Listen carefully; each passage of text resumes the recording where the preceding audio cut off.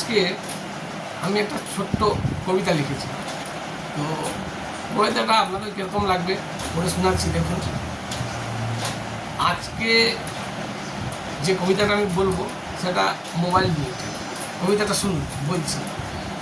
মোবাইলে রিলে ছোট বড় মানুষকে খাচ্ছে গিলে, তাই সমাজ যাচ্ছে হিলে। এরা চেনে না কো কে বিলে, বিলের কথা শুনলে হবে তোমাদের হিললে, না হলে যাবে রসাতলে। বিলে হলো আমাদের সবার প্রিয় স্বামীজি স্বামী বিবেকানন্দ, যার বাণী শুনলে মন থাকে সদাই আনন্দ।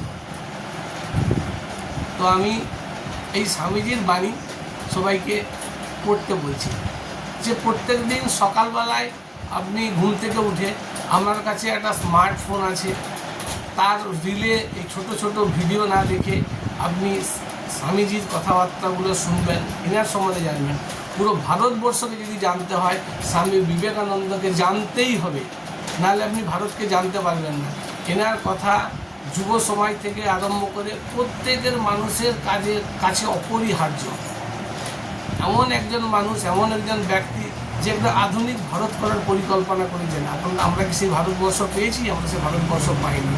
তো আমরা জানি যে যদি আপনার সমাজের পরিবর্তন করতে হয় তাহলে আপনাকে নিজে পরিবর্তন হতে হবে।